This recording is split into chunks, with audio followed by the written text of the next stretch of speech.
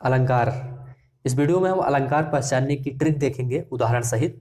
तो चलिए सबसे पहले हम अलंकार की परिभाषा जान लेते हैं, उसके बाद हम आगे बढ़ेंगे। काव्य की शोभा बढ़ाने वाले शब्दों को अलंकार कहते हैं। ठीक है, जिस प्रकार से मनुष्य की शोभा आभूषण पहनने से बढ़ जाती है, ठीक उसी प्रकार से काव्य की शोभा अलंकार से बढ़ जाती है। ये मुख्यतः दो प्रकार के होते हैं। पहला होता है शब्दालंकार और दूसरा अर्थालंकार। ठीक है, शब्द के आधार पर काव्य की शोभा बढ़े तो शब्दालंकार, और अर्थ के आधार पर काव्य की शोभा बढ़े तो अर्थालंकार। अब देखिए, सबसे पहले हम शब्दालंकार को देखेंगे। इसके अंतर्गत जो मुख्य अलंकार एग्जाम में पूछे जाते हैं, सिर्फ उन्हीं की बात करेंगे इसमें। ठीक है, तो पहला आता है अनुप्रास अलंकार। ध्यान से देखिए, जब एक ही वर्ड की बार बार आवृत्ति होती है, शब्द की नहीं, एक वर्ड की आवृत्ति होती है। जैसे कुल कानन कुंडल मोर पखा उर्पे बनमाल विराजत है। अब इसमें आप देखिए, कुल में का आ रहा है, कानन में का आ रहा है, कुंडल में का आ रहा है। देखिए तीनों में का वर्ड की पुनरावृत्ति हो रही है, तो यहाँ पे आपका अनुप्रास अलंकार हो जाएगा। ठीक है, इसी प्रकार से आप देखिए यमक अलंकार। जब एक ही शब्द दो या दो से अधिक बार आए और उसका अर्थ हर बार अलग हो, जैसे कनक कनकते सौगुनी मादकता अधिकाय वा खाए बौराय जग या पाए बौराय। अब इसमें आप देखिए कनक शब्द दो बार आया है।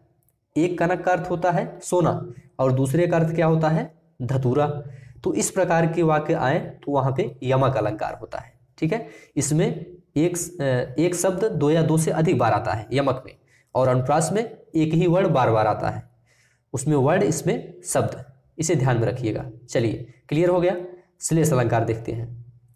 जहां एक ही शब्द से दो या दो से अधिक अर्थ चिपके हों, जैसे चरण धरत चिंता करत फिर चितवत चहुओर सुबरन को ढूंढत फिरत कवि व्यभिचारी चोर। इसमें देखिए सुबरन को कवि व्यभिचारी चोर तीनों ढूंढ रहे हैं। तो सुबरन में जो है अर्थ छिपे, तीन तीन अर्थ छिपे हुए हैं। कैसे? जैसे कवि सुबरन अर्थात इसका मतलब अच्छे शब्द, कवि क्या ढूंढेगा, अच्छा शब्द।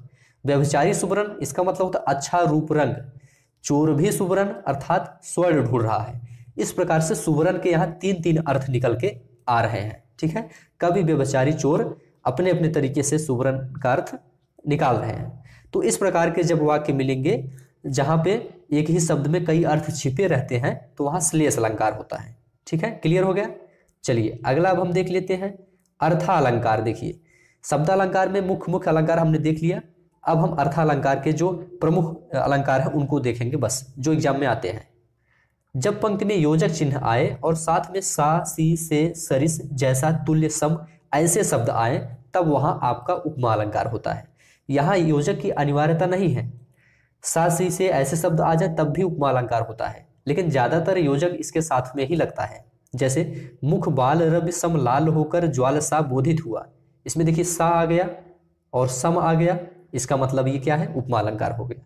पीपर पात सरिस मंडोला, सरिस शब्द आ गया तो आप उपमा अलंकार लगा दीजिए। इसी प्रकार से हरिपद कोमल कमल से आ गया, उपमा अलंकार लगा दीजिए। ठीक है, क्लियर हो गया। चलिए अब हम रूपक अलंकार देख लेते हैं।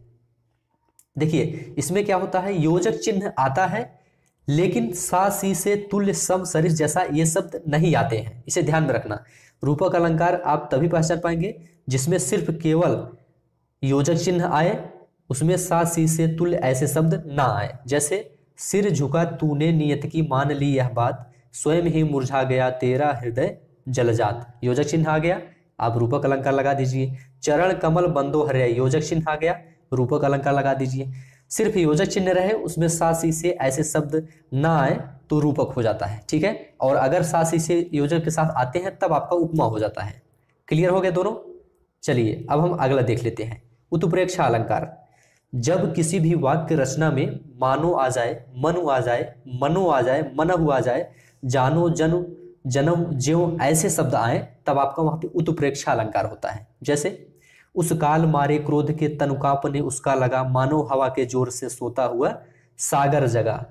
देखिए मानो आ गया तब आप उत्प्रेक्षा लगा दीजिए। अगला देखिए सोहत ओढ़े पीतपट श्याम सलोने गात, मनहु नीलमणि शैल पर आतप परयो प्रभात। मनहु आ गया तब आप उत्प्रेक्षा अलंकार लगा दीजिए। ठीक है, क्लियर हुआ। मानो आ जाए, मनु आ जाए, मनहु आ जाए, ऐसे शब्द आ जाए तो वहां पे उत्प्रेक्षा होता है। चलिए एक क्लियर हो गया। अगला देख लेते हैं अतिशयोक्ति अलंकार है। जब किसी बात का बढ़ा चढ़ाकर वर्णन किया जाए, ठीक है, बढ़ा चढ़ाकर वर्णन किया जाए तो वहां अतिशयोक्ति अलंकार होता है। एग्जाम्पल देखिए, हनुमान की पूंछ में लगन न पाई आग, लंका सिगरी जल गई, गए निशाचर भाग। अब आप इसमें देखिए, इसका अर्थ है कि हनुमान की पूंछ में आग नहीं लगी थी, लगन न पाई आग, आग लगने से पहले ही लंका सिगरी जल गई, पूरी लंका जल गई और निशाचर भाग गए। तो ये बढ़ा चढ़ा के बोल रहा है ना भाई, पहले हनुमान की पूंछ में आग लगेगी, तब लंका धीरे धीरे जलेगी, तब निशाचर भागेंगे। इसमें कह रहा है कि आग लगी ही नहीं थी, उसके पहले ही लंका जल गई, तो ये अतिशयोक्ति अलंकार हो जाता है। क्लियर। भ्रांतिमान अलंकार, जहां पर भ्रम की स्थिति हो, जैसे वृंदावन बिहरत फिरे राधा नंद किशोर, नीरद यामिन जानि संग डोले बोले मोर। अब आप इसमें देखिए, वृंदावन में क्या कर रहे हैं, राधा कृष्ण विहार कर रहे हैं, ठीक है, लेकिन रात में जो मोर हैं वो उन्हें मेघ समझने का भ्रम कर रहे हैं, मतलब उन्हें मेघ समझ रहे हैं और उनके साथ क्या कर रहे हैं, उनके साथ चल रहे हैं और बोल रहे हैं, ठीक है। तो यहां पे भ्रांति मान अलंकार हो जाता है। क्लियर हुआ। तो इस प्रकार आपने महत्वपूर्ण अलंकार को देख लिया है। अब वीडियो को यहीं समाप्त करते हैं। इसके अलावा भी कुछ अलंकार बचते हैं, उनको हम किसी और वीडियो में देख लेंगे। तो अभी के लिए बस इतना ही। चैनल को सब्सक्राइब करिए। वीडियो देखने के लिए आप सभी का धन्यवाद।